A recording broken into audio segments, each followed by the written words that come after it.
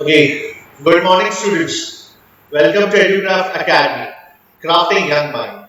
So today we are going to start a new video lecture for 8th standard ICSE students, and the subject that is I am going to teach us civics, and then we are going to deal with chapter number 15 according to your textbook, that is the Union Executive, and this is being presented by Zaid sir. Okay, सबसे पहले तो देखते हैं कि executive में कौन कौन होता है। जैसे कि फॉर एग्जांपल हम लोग पढ़ चुके हैं इसके पहले लेजिस्लेचर। तो लेजिस्लेचर में हमने देखा कि वहां पर लोकसभा होता है, राज्यसभा होता है, ठीक है। इसके बारे में हम लोग ने अच्छे से पढ़ा था, डेप्थ में पढ़ा था, राइट। तो वैसे ही आज हम लोग पढ़ने वाले हैं एग्जीक्यूटिव के बारे में, जो कहेंगे कि सबसे इंपॉर्टेंट बॉडी है हमारा, ठीक है, for the organs of government. आपको पता है कि ऑर्गन्स ऑफ गवर्नमेंट क्या था, राइट, ठीक है। ऑर्गन्स ऑफ गवर्नमेंट में हम कहेंगे कि वहां पर एग्जीक्यूटिव होते हैं, ऑर्गन्स ऑफ दी गवर्नमेंट में वहां पर लेजिस्लेचर होता है, ठीक है। और उसके साथ साथ हम लोग जुडिशियरी भी पढ़ने वाले हैं। लेकिन अभी हमने क्या कंप्लीट किया है, सिर्फ लेजिस्लेचर कंप्लीट किया है। एग्जीक्यूटिव आज हम शुरू करेंगे, जुडिशियरी बाद में after your exams. Okay, so this are the three important wings of the government. चलिए, अब सबसे पहले हम एग्जीक्यूटिव में देखते हैं एग्जीक्यूटिव में कौन से पोस्ट या कहेंगे कौन से इंपॉर्टेंट पोस्ट जो है वो प्रेजेंट है। तो सबसे पहले एग्जीक्यूटिव का जो पार्ट है वो पार्ट है प्रेसिडेंट। कौन है? प्रेसिडेंट। और उसके बाद वाइस प्रेसिडेंट। आपको पता है हमारे प्रेसिडेंट कौन है भारत के? Who is the current president of India? कोई बताएगा? Who is the current president of India? किसी को पता है बेटा? Who is the current president of India? Guys, no one. चलिए कोई नहीं, आप लोग बोल भी सकते हैं, ठीक है, अगर आपको पता है। टाइप करना नहीं यार, मतलब ज्यादा टाइम लगता है तो आप बोल सकते हैं। Ramnath Kovind. Yes, who is the president? President तो रामनाथ कोविंद, ठीक है। He is the present president of India. Now who is the vice president of India? Who is the present vice president? Sorry, don't know sir. अच्छा, you don't know. चलिए कोई, मैं बताता हूं। M Venkaiah Naidu is the present vice president of India. अच्छा, who is the prime minister of India? Current prime minister of India? Narendra Modi. ये सबको पता होगा, श्री नरेंद्र दामोदर दास मोदी, ठीक है। ये हमारे प्राइम मिनिस्टर है। और प्राइम मिनिस्टर को हेल्प करने के लिए कौन होते हैं? उनके काउंसिल ऑफ मिनिस्टर्स। देखो, प्राइम मिनिस्टर है ना, राइट, उनको हेल्प करने के लिए काउंसिल ऑफ मिनिस्टर्स होते हैं। ध्यान रखिएगा बेटा, ठीक है। अभी आज का जो लेक्चर है वो बहुत इंपॉर्टेंट है, ध्यान रखिएगा। Prime minister is the centre, is at the centre. उनको हेल्प करने के लिए कौन होते हैं? तो कहेंगे काउंसिल ऑफ मिनिस्टर्स होते हैं। अब ये काउंसिल ऑफ मिनिस्टर्स जो है, इसको मैं शॉर्ट में लिखूंगा COM, काउंसिल ऑफ मिनिस्टर्स, ऐसे शॉर्ट में लिखूंगा। ओके, तो ये काउंसिल ऑफ मिनिस्टर्स में कौन कौन होते हैं? तो सबसे इंपॉर्टेंट जो काउंसिल ऑफ मिनिस्टर्स होते हैं वो होते हैं कैबिनेट मिनिस्टर्स। कौन होते हैं? Cabinet ministers. और उसके बाद ministers of state, and after that कहेंगे डेप्यूटी मिनिस्टर्स, ठीक है, राइट। ये तीनों इंपॉर्टेंट होते हैं। Okay, cabinet minister, minister of state and deputy ministers, right, ठीक है। ये सब कौन है? ये सब काउंसिल ऑफ मिनिस्टर्स ही है। समझ में आया बेटा? काउंसिल ऑफ मिनिस्टर्स में अलग अलग बाइफर्केशंस है। और क्या है बाइफर्केशंस? सबसे इंपॉर्टेंट कौन है? कैबिनेट मिनिस्टर्स, उसके बाद ministers of state, and after that deputy ministers, ठीक है। क्लियर है यहां तक? यहां तक क्लियर है guys? Yes sir. Okay, yes okay बेटा, ओके, ओके।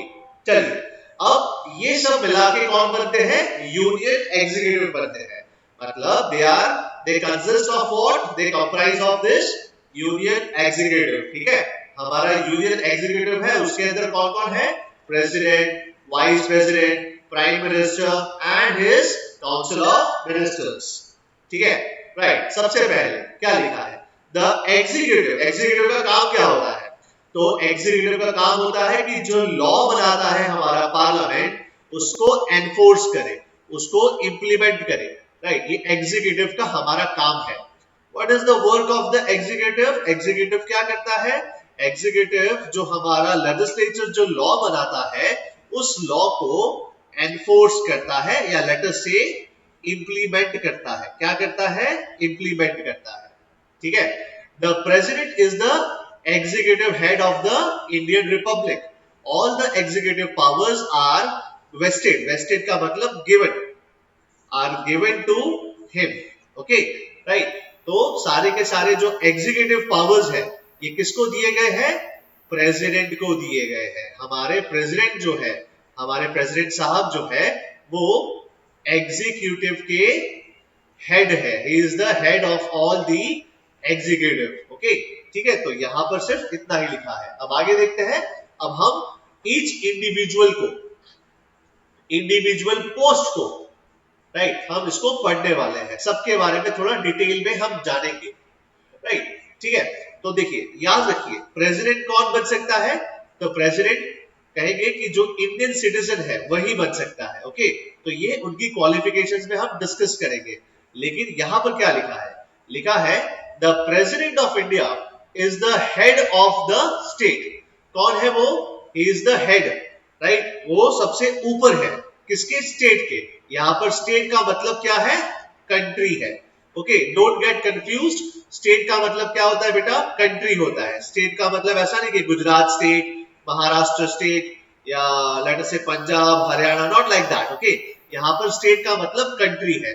तो कंट्री के हेड कौन है? एग्जीक्यूटिव हेड कौन है? तो कहेंगे हमारे प्रेसिडेंट साहब है। ठीक है, और वो he is usually referred as to the first citizen of the country. कौन है वो? हमारे भारत के सबसे पहले सिटीजन है, सबसे इंपॉर्टेंट सिटीजन। कौन है ये फर्स्ट सिटीजन? हमारे प्रेसिडेंट साहब है। He is the first citizen of our country. Okay,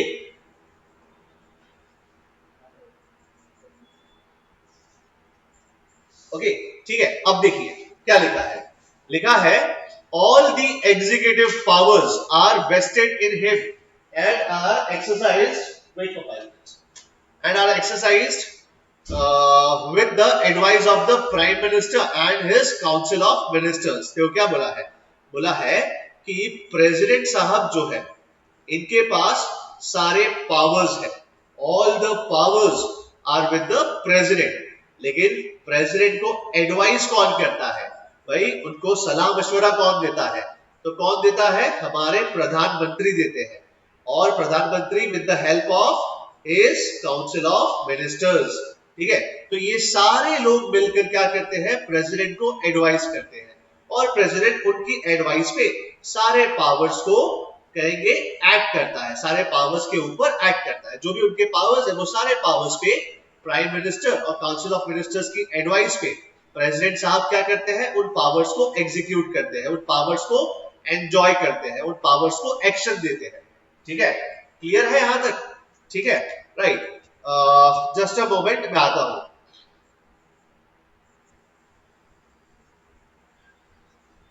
चलिए, अब आगे देखते हैं इसके बाद क्या लिखा है। लिखा है भाई, क्वालिफिकेशंस क्या होने चाहिए हमारे प्रेसिडेंट, हमें प्रेसिडेंट बनना है। ठीक है, तो क्वालिफिकेशंस क्या क्या होने चाहिए? तो सबसे बेसिक क्वालिफिकेशन, जैसे हम लोग लोकसभा और राज्यसभा में देखते थे। लोकसभा में क्या था भाई, और राज्यसभा में कॉमन क्या था? Indian citizen. तो यहां पर भी क्या है? यहां पर भी प्रेसिडेंट कौन बन सकता है? Indian citizen. जो इंडियन सिटीजन है वही हमारे प्रेसिडेंट हो सकते हैं। ओके, वही प्रेसिडेंट बन सकता है। फिर एज क्या था? लोकसभा में एज था मिनिमम 25, राज्यसभा में मिनिमम था 30 इयर्स। तो वैसे ही प्रेसिडेंट के लिए जो एज है, वो एज क्या है? 35 इयर्स। ओके, ठीक है, ये याद रखिएगा। 35 years is the qualified age, right, मतलब इतना एज तो होना ही चाहिए अगर आपको प्रेसिडेंट बनना है तो यही दो चीजें लिखी है। The candidate should be an Indian citizen, he should have completed at least 35 years of age, okay, ठीक है। और थर्ड चीज बहुत इंपॉर्टेंट बोला है कि उनको लोकसभा का मेंबर बनने के लिए सारी क्वालिफिकेशंस होनी चाहिए, ठीक है, राइट। तो ये चीजें आपको ध्यान रखनी है।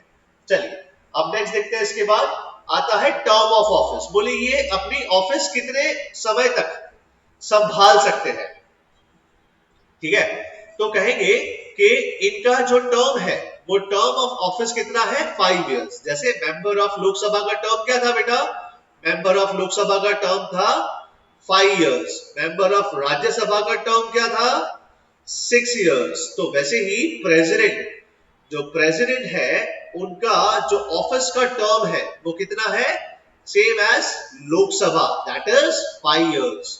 जो मेंबर्स ऑफ लोकसभा है उनका टर्म भी 5 इयर्स होता है, राइट। और जो मेंबर्स ऑफ राज्यसभा है उनका टर्म भी 6 इयर्स होता है। तो वैसे ही प्रेसिडेंट का जो ऑफिस का जो टर्म है वो कितना है, 5 इयर्स। और वो री इलेक्ट हो सकते हैं। री इलेक्ट होना मतलब वापस प्रेसिडेंट बन सकते हैं एक बार 5 साल खत्म हो गए उसके बाद। The president can be removed from his or her office if he or she violates the Constitution of India। ये बहुत इंपॉर्टेंट है। बोला है अगर अगर क्या है वो अगर वॉयलेट करते हैं, क्या वॉयलेट करते हैं, जो भी हमारे प्रोविजंस है, जो भी रूल्स और रेगुलेशंस लिखे हैं, कहां पर लिखे हैं, जो कॉन्स्टिट्यूशन में लिखे हैं, जो भारत के कॉन्स्टिट्यूशन में या भारत के संविधान में जो लिखे हैं, ठीक है, राइट, वो प्रोविजंस को अगर मानने से इनकार करते हैं या उसके हिसाब से नहीं चलते, उसके हिसाब से एक्ट नहीं करते, तो उनको हम निकाल सकते हैं। और वो निकालने का पावर किसके पास है, वो निकालने का पावर उनको अपने पद से निकालने का पावर, उनको अपने पोजीशन से निकालने का पावर पार्लियामेंट के पास है। The parliament has the right to remove the president. और वो रिमूवल का ऑफिशियल जो प्रोसेस है, ठीक है, राइट, उसको हम कहते हैं इम्पीचमेंट। क्या कहते हैं बेटा, उसको इम्पीचमेंट कहते हैं। ओके, ये याद रहेगा इतना गाइस, याद रहेगा। Okay, yes sir. ओके, ठीक है। तो वो रिमूवल का जो प्रोसेस है, ठीक है, उसको हम क्या कहते हैं, इम्पीचमेंट। और ये इम्पीचमेंट कौन कर सकता है, पार्लियामेंट के लोग। जो पार्लियामेंट में कौन है, लोकसभा के मेंबर्स और राज्यसभा के मेंबर्स, राइट। तो ये दोनों मेंबर्स, ये दोनों हाउसेस के मेंबर्स प्रेसिडेंट को इम्पीच कर सकते हैं। चलिए अब नेक्स्ट देखते हैं इनका इलेक्शन कैसे होता है। इनका इलेक्शन हम और आप तो नहीं करते, तो कौन करता है, तो इनका इलेक्शन एक स्पेशल बॉडी करती है, जिसको हम क्या कहते हैं, इलेक्टोरल कॉलेज कहते हैं। क्या कहते हैं, इलेक्टोरल कॉलेज। अब ये इलेक्टोरल कॉलेज में कौन कौन है, ठीक है, तो ये इलेक्टोरल कॉलेज जो है, मैं यहां पर लिख देता हूं, ये जो इलेक्टोरल कॉलेज जो है, इसके अंदर कहेंगे ये एक बॉडी है, ये एक स्पेशल बॉडी है जो क्या करती है, जो प्रेसिडेंट, हमारे जो प्रेसिडेंट ऑफ इंडिया है उनका चुनाव करती है। कैसे करती है, तो वोटिंग करके, ठीक है। लेकिन कौन कौन, तो कहेंगे ऑल द इलेक्टेड। देखो दो टाइप के मेंबर्स होते हैं, एक होते हैं इलेक्टेड और दूसरे होते हैं नॉमिनेटेड। तो ये नॉमिनेटेड मेंबर्स नहीं करते, सिर्फ इलेक्टेड मेंबर्स ही करते हैं उनको वोट। तो इलेक्टेड मेंबर्स ऑफ पार्लियामेंट, ठीक है, जो भी इलेक्टेड मेंबर्स है पार्लियामेंट के, that is the members of Rajya Sabha and the members of Lok Sabha. लेकिन कैसे, इलेक्टेड ही। राज्यसभा में 12 मेंबर्स नॉमिनेटेड है ना, और लोकसभा में 2 मेंबर्स नॉमिनेटेड है। आपको पढ़ाया था मैंने ये चीज, राइट। तो ये 14 मेंबर्स को छोड़कर सभी लोग, सारे इलेक्टेड मेंबर्स क्या करते हैं, वोट करते हैं, ठीक है। और दूसरा कौन करता है, तो कहेंगे all the elected members of Vidhan Sabha. ठीक है, जो विधानसभा है या जिसको हम लेजिस्लेटिव असेंबली कहते हैं, राइट, तो ये लोग भी क्या करते हैं, प्रेसिडेंट का वोटिंग करते हैं, प्रेसिडेंट को वोट करते हैं। और कहेंगे जो भी यूनियन टेरिटरीज है जिसके पास अपना खुद का विधानसभा है, ठीक है, या लेजिस्लेटिव असेंबली है, राइट, वो यूनियन टेरिटरीज वोट कर सकते हैं। आपको पता है कौन सी टेरिटरीज है ऐसी? तो दिल्ली है एक, और एक है पुदुचेरी। ये दो ऐसी यूनियन टेरिटरीज है जिसके पास अपना खुद का विधानसभा है, राइट, तो ये लोग भी वोट करते हैं। ओके, क्लियर है यहां तक? अभी मैं इसको पढ़ता हूं और आपको समझा दूंगा, समझा तो दिया ऑलरेडी, अब सिर्फ इसको पढ़ लेता हूं। क्या लिखा है? The president is indirectly elected by a special body known as electoral college. The electoral college consists of elected members of the houses of the parliament, that is the Lok Sabha and the Rajya Sabha, and the elected members of legislative assemblies of the states and the union territories. ठीक है, तो जितने भी विधानसभा है, जितनी भी legislative assembly है, उनके मेंबर्स भी वोट करते हैं। ये हुआ इनका इलेक्शन। अब नेक्स्ट देखते हैं, अब आते हैं इनके इम्पीचमेंट पे। इम्पीचमेंट का मतलब क्या, आपको बताया था ना, इम्पीचमेंट का मतलब होता है रिमूवल। इनका रिमूवल करेंगे। कैसे, क्यों करेंगे? क्योंकि ये हमारे भारत के संविधान, राइट, उसके प्रोविजंस जो है, उसके जो आर्टिकल्स है, उसके हिसाब से काम नहीं करते, ये उसको वायलेट करते हैं, राइट, तो हम इनको रिमूव कर सकते हैं, है ना। हम मतलब कौन? तो कहेंगे जो मेंबर्स पार्लियामेंट के हैं वो लोग इनको रिमूव कर सकते हैं। ठीक है, तो क्या लिखा है? The president can be removed from his office for the violation of the constitution through the process of impeachment. ये प्रोसेस, जो रिमूवल का प्रोसेस है ना, ठीक है, उसको नाम क्या दिया गया है? Impeachment, right. तो इम्पीचमेंट प्रोसेस से हम लोग इनको रिमूव कर सकते हैं। और कितनी मेजॉरिटी चाहिए? तो 2/3 मेजॉरिटी चाहिए। कितनी मेजॉरिटी चाहिए बेटा? 2/3 मेजॉरिटी। तो 2/3 मेजॉरिटी से हम इनको रिमूव कर सकते हैं। फॉर एन एग्जाम्पल आप समझिए इसको कि लोकसभा में लेट अस से कि 540 मेंबर्स है, हाँ, लेट अस से फॉर एग्जाम्पल, तो इसका 2/3 मेंबर्स कितना होगा? 3 1 जा 3, राइट, 3 8 जा 24 एंड 8 8 2 जा 360। तो इतने मेंबर्स अगर हाँ बोलते हैं, कहां से? लोकसभा से, तो इनको रिमूव कर दिया जाएगा। फिर राज्यसभा की बारी, तो लेट अस से राज्यसभा में 240 मेंबर्स है, तो 240 मेंबर्स का 2/3 कितना होगा? 8 2 जा 16। अगर इतने मेंबर्स बोल देते हैं कि भाई हाँ, हम लोग को प्रेसिडेंट को रिमूव करना है, तो अगर इतना मेजॉरिटी आ जाता है तो प्रेसिडेंट का इंपीचमेंट हो जाएगा। ओके, ठीक है, तो 2/3 मेजॉरिटी याद रखिएगा। अगर 2/3 मेजॉरिटी अगर बोलते हैं मेंबर्स कि भाई प्रेसिडेंट को रिमूव करो, यस, अगर वो यस बोलते हैं, वोटिंग होता है जनरली, तो वोटिंग में अगर यस होता है तो उनको रिमूव कर दिया जाता है, ठीक है, फ्रॉम हिज पोस्ट, राइट। अब देखते हैं पावर्स ऑफ द प्रेसिडेंट। सबसे इंपॉर्टेंट चीज है ये आपके डिटेल के आंसर्स में आता है। ओके, तो जरा ध्यान दीजिएगा इसमें, राइट। क्या लिखा है? लिखा है कि पावर्स क्या क्या है। तो सबसे पहले पावर्स देखो। सबसे पहला पावर्स है एग्जीक्यूटिव पावर्स। क्या है? एग्जीक्यूटिव, राइट, तो एग्जीक्यूट करना है। लेकिन ऑफिशियली एग्जीक्यूशन जो होता है वो प्रेसिडेंट के नाम पर होता है, लेकिन इनको एडवाइस कौन करता है? इनको एडवाइस करते हैं हमारे प्रधानमंत्री and his council of ministers. ठीक है, राइट। तो हमारे prime minister and his council of ministers ये क्या करते हैं? इनको एडवाइस करते हैं। इनको एडवाइस करते हैं कि भाई इनको रिमूव करो, प्रेसिडेंट को। ओके, चलिए अब आगे देखते हैं क्या लिखा है।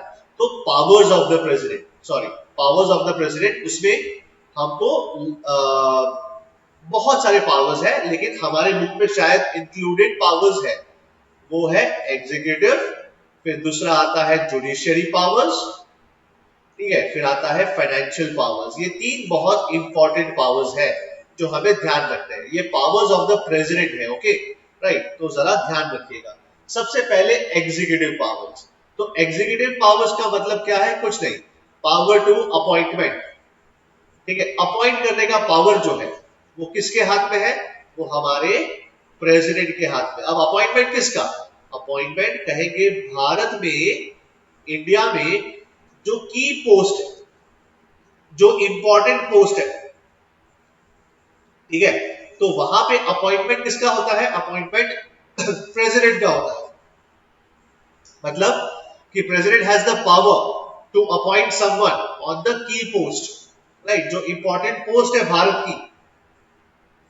ठीक है, भारत के संवैधानिक जो पोस्ट है, जो सारी कॉन्स्टिट्यूशनल पोस्ट है, ये सारी के सारी कॉन्स्टिट्यूशनल पोस्ट पर जो अपॉइंटमेंट का पावर है, किसका पावर है? अपॉइंटमेंट का पावर। ये अपॉइंटमेंट का पावर किसके पास है? हमारे प्रेसिडेंट साहब के पास है। ओके, तो यही लिखा है। लिखा है all the executive orders are issued in the name of the president. सही है कि जो भी ऑर्डर्स निकालते हैं ना, उसके ऊपर प्रेसिडेंट की साइन होती है, लेकिन एक्चुअली एडवाइस कौन करते हैं? The prime minister and his council of ministers. ठीक है, अब आगे देखते हैं क्या लिखा है। लिखा है he she appoints the prime minister and other council of ministers। सोचिए कि प्राइम मिनिस्टर जो है और उनके साथ उनकी जो टीम है, जो काउंसिल ऑफ मिनिस्टर्स है, इनका अपॉइंटमेंट कौन करता है? इनका अपॉइंटमेंट भी प्रेसिडेंट साहब ही करते हैं। कौन करता है इनका अपॉइंटमेंट? प्रेसिडेंट ही करते हैं। ठीक है, फिर लिखा है he appoints the high ranking officials of the country like Attorney General of India, the judges of the high courts and the Supreme Courts, the Comptroller and the Auditor General of India। इसको हम CAD कहते हैं। क्या कहते हैं? CAD, that is Comptroller and Auditor General of India, the election commissioners and the members of UPSC, that is Union Public Service Commission। तो ये सारे जो ऑफिशियल्स है, जो अभी हमने नाम लिए, वापस से आपको बता देता हूं कौन कौन है। तो देखिए, अटॉर्नी जनरल है, controller and auditor general of India है, इलेक्शन कमिश्नर्स है, यूपीएससी के चेयरमैन है या उनके अदर मेंबर्स है, और सारे के सारे जो जजेस है, चाहे वो चीफ जस्टिस हो या कोई हो, सुप्रीम कोर्ट के और हाई कोर्ट के, ये सारे अपॉइंटमेंट्स कौन करते हैं? हमारे प्रेसिडेंट साहब ही करते हैं। The president of India he appoints all the officials, all the key posts, all the officials to the important post। Okay, फिर देखो और भी है। क्या है? all the governors of the state। हमारे 28 है स्टेट्स, तो ये स्टेट्स के जो गवर्नर्स है, ये गवर्नर्स का अपॉइंटमेंट कौन करता है? हमारे प्रेसिडेंट ही करते हैं। The president appoints the governors of the states। ठीक है, and they give necessary directions to the state government। ठीक है, राइट, तो ये उनके पावर्स है। अब सेकेंड चीज आता है लॉ मेकिंग पावर्स। क्या है लॉ मेकिंग पावर्स? तो लेजिस्लेटिव पावर्स को हम लॉ मेकिंग पावर्स कहते हैं, जो बहुत ही इंपॉर्टेंट है। आपको एग्जीक्यूटिव पावर समझ में आया बेटा? Yes, sir. ओके, सारे Yes, sir. एग्जीक्यूटिव पावर्स का मतलब सारे अपॉइंटमेंट के पावर्स, राइट। अब सेकेंड जो टॉपिक है वो है हमारे लेजिस्लेटिव पावर्स। अब लेजिस्लेटिव पावर्स में आपको पता होगा कि पार्लियामेंट के सेशन होते हैं।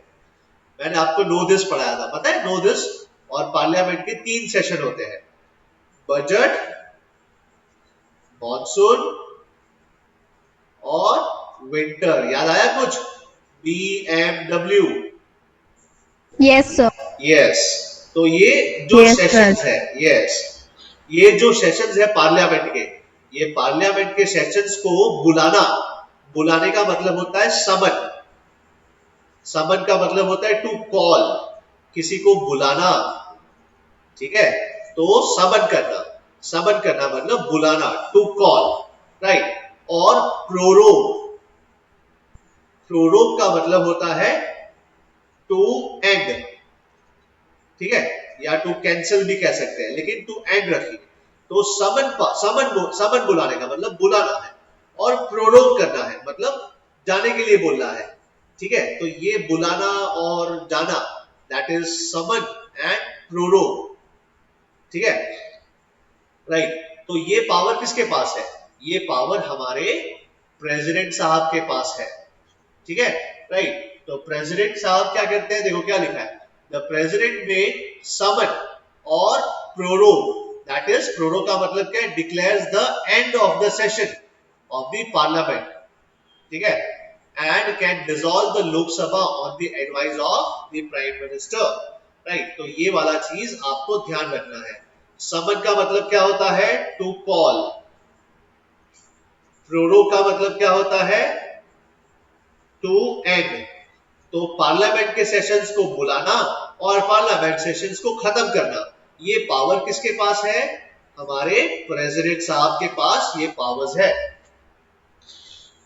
ओके, अब आगे देखते हैं क्या लिखा है, nominates 12 members to the Rajya Sabha.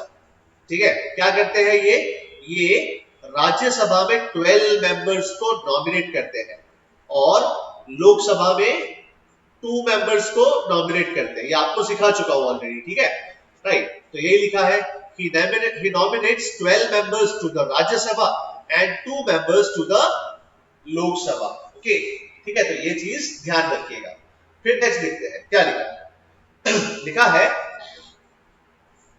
he gives his or her assent to the bills passed by the parliament। देखो पार्लियामेंट क्या करती है, parliament that is the Lok Sabha and the Rajya Sabha, ये क्या करते हैं, ये दोनों बिल पास करते हैं। क्या पास करते हैं, बिल। और ये बिल पास करके किसको भेजते हैं, तो कहेंगे प्रेसिडेंट साहब को भेजते हैं। अब जब ये बिल प्रेसिडेंट साहब के पास आता है तो प्रेसिडेंट साहब क्या करते हैं, इसको साइन करते हैं। क्या करते हैं, साइन करते हैं। तो इसी को, ये साइन को ही कहते हैं असेंट। क्या होता है, असेंट। असेंट का मतलब जनरली होता है हाँ बोलना। क्या बोलना, हाँ। तो साइन करना मतलब क्या होता है, एक तरीके से असेंट करते हैं। तो जैसे ही ये बिल को साइन करते हैं, ये बिल क्या बन जाता है, कानून बन जाता है। क्या बन जाता है, लॉ। हमारे देश का कानून बन जाता है, ये लॉ बन जाता है। ठीक है, राइट। तो ये बिल्स को असेंट करते हैं। असेंट का मतलब हाँ बोलते हैं, हाँ बोलने का मतलब साइन करते हैं। तो साइन बनके क्या बन जाएगा, ये बिल, ये बिल बन जाएगा कानून, हमारे देश का कानून बन जाएगा, लॉ बन जाएगा। ठीक है, राइट। तो ये चीज होती है। अब सेकंड क्या आता है, लिखा है issues ordinances when the parliament is not in session। अच्छा, पार्लियामेंट का काम क्या है भाई, पार्लियामेंट का काम है law banana. It deals with the law making. अब सोचिए कि पार्लियामेंट नहीं है, सेशन में पार्लियामेंट नहीं है, और अचानक से जरूरत पड़ जाए कि हमें कोई लॉ बनाना है, तो क्या होगा, तो पार्लियामेंट को वापस बुलाएंगे? नहीं, ऐसा नहीं हो सकता। ठीक है, तो क्या करेंगे, तो प्रेसिडेंट साहब जो है, ठीक है, वो एक टेम्पररी लॉ बनाएंगे। क्या बनाएंगे, टेम्पररी लॉ। और ये टेम्पररी लॉ को हम क्या कहते हैं, ऑर्डिनेंस कहते हैं। क्या कहते हैं बेटा, ऑर्डिनेंस। तो ऑर्डिनेंस क्या है, ऑर्डिनेंस एक टेम्पररी लॉ है। क्या है, एक टेम्पररी लॉ है। जो कौन बनाता है, जो हमारे प्रेसिडेंट बनाते हैं। कब बनाते हैं, तो कहेंगे जब पार्लियामेंट सेशन में नहीं होता। It is not possible to call parliament, रातों रात पार्लियामेंट को बुलाओ और फिर लॉ बनो, उनको बोलो कि बिल पास करें और बिल के ऊपर लॉ बनाए, साइन करके लॉ बनाए, ये बहुत लंबा प्रोसेस है। तो इसीलिए प्रेसिडेंट क्या करते हैं, अपने आप से क्या करते हैं, एक ऑर्डिनेंस पास करते हैं। क्या पास करते हैं, ऑर्डिनेंस। और ये ऑर्डिनेंस क्या होता है, इसका नेचर कैसा होता है, टेम्पररी होता है, ये पक्का नहीं है। ठीक है, ये परमानेंट नहीं है, टेम्पररी है। ठीक है, तो टेम्पररी लॉ पास करते हैं और उसी लॉ को हम कहते हैं ऑर्डिनेंस। ठीक है, अब देखिए, addresses the parliament in the first session after general election is over. बहुत इंपॉर्टेंट। क्या बोला, बोला है कि एड्रेस करते हैं पार्लियामेंट को। एड्रेस करना मतलब क्या होता है, मतलब एक बड़ा सा भाषण देना होता है ना भाई, स्पीच देते हैं कि भाई मैं आशा करता हूं आप लोग देश को अच्छे से चलाएंगे, या मैं आशा करता हूं कि हम लोग देश को नई उपलब्धियों में लेके जाएंगे वगैरह वगैरह, जो भी उनकी स्पीच में जो लिखा होता है वो बोलते हैं। कब बोलते हैं? जब जनरल इलेक्शन, अब जनरल इलेक्शन कब आते हैं? हर 5 साल में आते हैं। लोकसभा के इलेक्शन आप देखिए हर 5 साल में आते हैं, ठीक है, राइट। तो आफ्टर जनरल इलेक्शन जब खत्म होती है, जब नया सरकार बनती है, जब new government is form, right, तब क्या करते हैं? प्रेसिडेंट जो है एड्रेस करते हैं पार्लियामेंट को। किसको एड्रेस करते हैं? पार्लियामेंट को, ठीक है, राइट। तो ये इनके लेजिस्लेटिव पावर्स है। अब नेक्स्ट देखते हैं financial powers. What are the financial powers of the president? ठीक है, राइट, समझ में आ रहा है बेटा? Yes, sir. Yes, Yes, sir. sir. Okay, अब हम फाइनेंशियल पावर्स का मतलब क्या होता है भाई? पैसा, ठीक है, रिलेटिंग टू मॉनेटरी या मनी, ठीक है, उसको कहते हैं हम लोग फाइनेंशियल पावर्स। तो देखिए सबसे पहले क्या लिखा है? लिखा है कि जब कभी भी मनी बिल इंट्रोड्यूस करना होता है लोकसभा में, तो सबसे पहले हमें प्रेसिडेंट का रिकमेंडेशन की जरूरत है। पहले हम किसकी परमिशन लेंगे? तो कहेंगे प्रेसिडेंट की परमिशन लेंगे। जब कभी भी हमें क्या करना है? मनी बिल को इंट्रोड्यूस करना है लोकसभा में। और आपको पता है कि लोकसभा में ही सिर्फ मनी बिल इंट्रोड्यूस हो सकता है, ठीक है। मनी बिल कहाँ इंट्रोड्यूस हो सकता है? तो ओनली इन लोकसभा।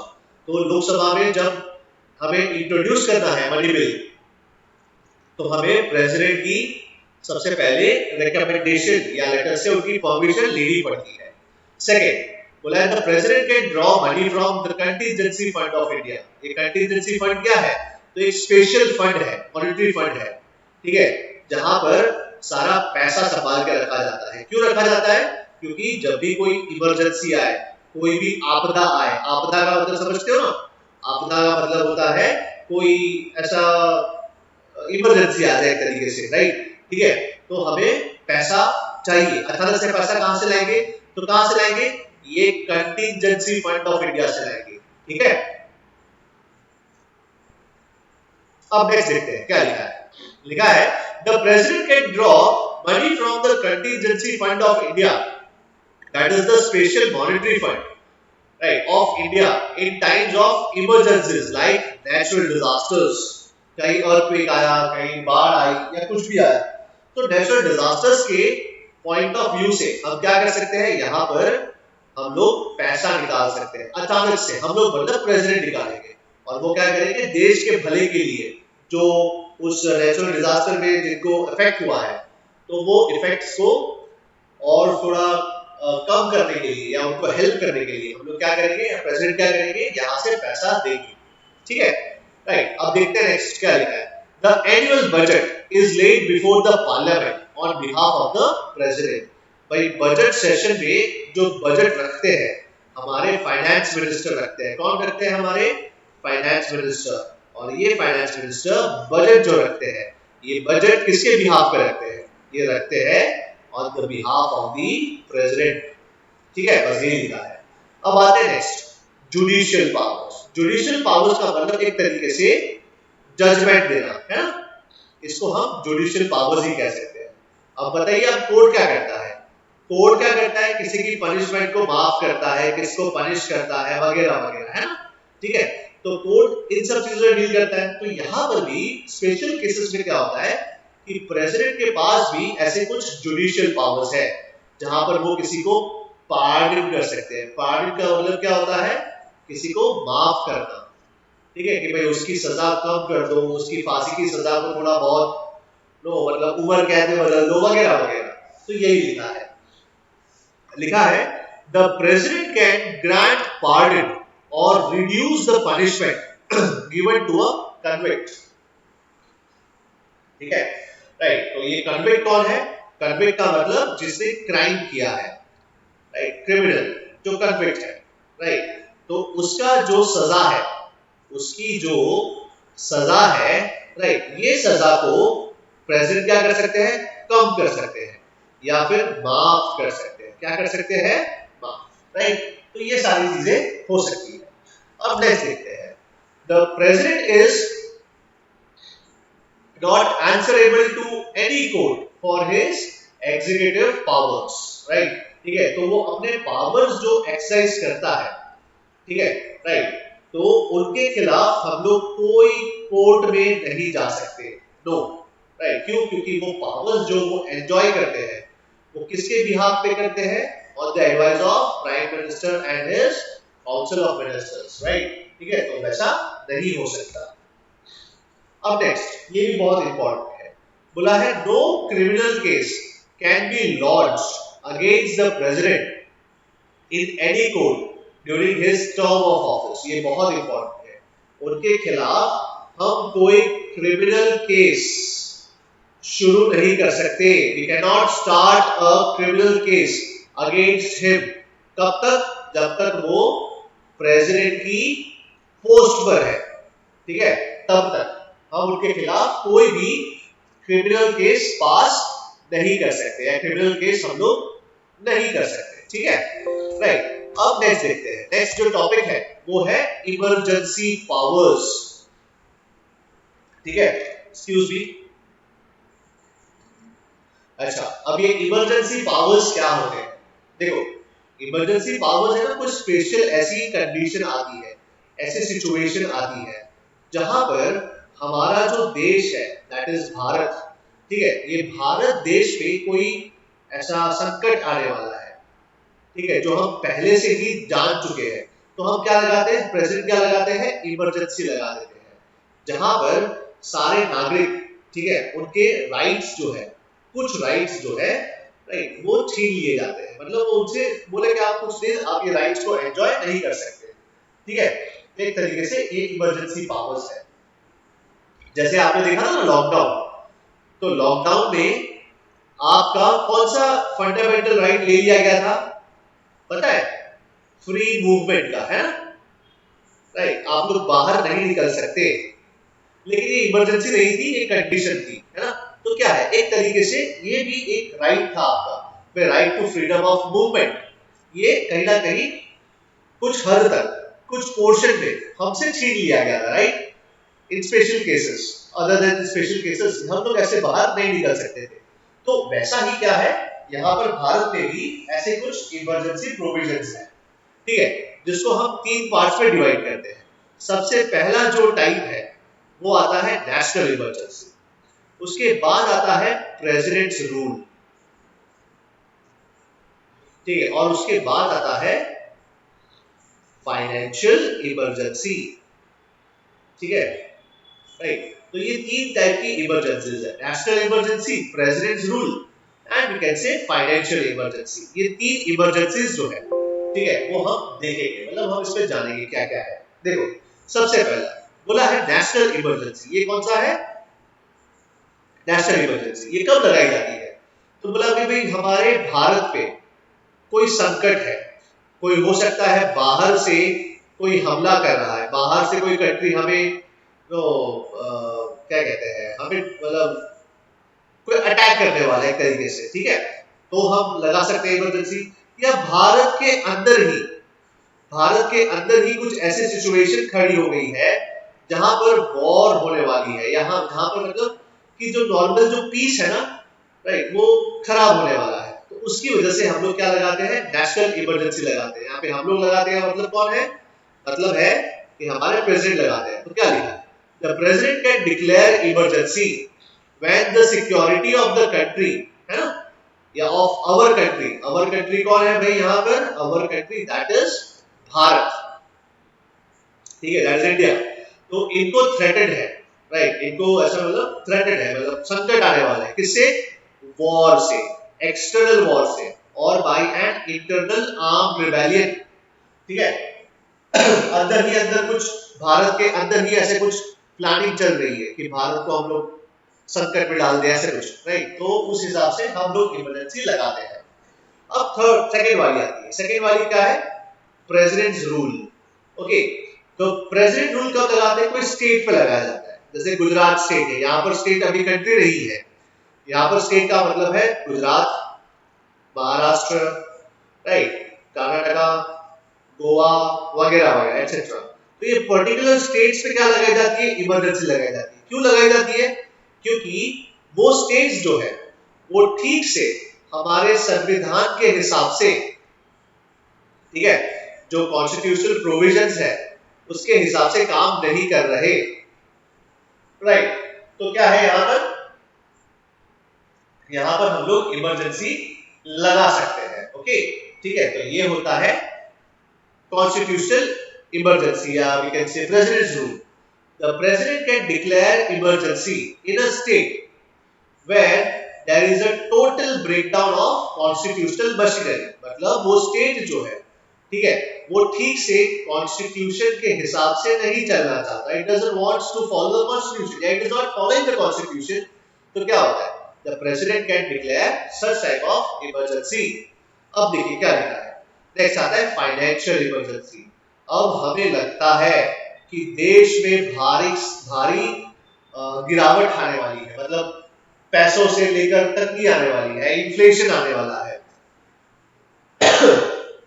या महंगाई बढ़ जाएगी, या फिर लेट अस से इकोनॉमिक डिप्रेशन आने वाला है, एक तरीके से फाइनेंशियल क्राइसिस आने वाला है। तो यहाँ पर प्रेसिडेंट क्या करते हैं, फाइनेंशियल इमरजेंसी लगा देते हैं, ठीक है। तो यही लिखा है, the president can declare financial emergency when the financial stability of the country is threatened, ठीक है। तो क्या है कि हमारे कंट्री में कहीं ना कहीं, हमारी कंट्री मतलब क्या, यहाँ पर भारत में अगर प्रेसिडेंट को लगता है कि भाई हम लोग फ्यूचर में या अभी कुछ समय में हम लोग फाइनेंशियल क्राइसिस फेस करेंगे, राइट, हम लोग आर्थिक का मतलब एक तरीके से इकोनॉमिक क्राइसिस हम फेस करेंगे, ठीक है।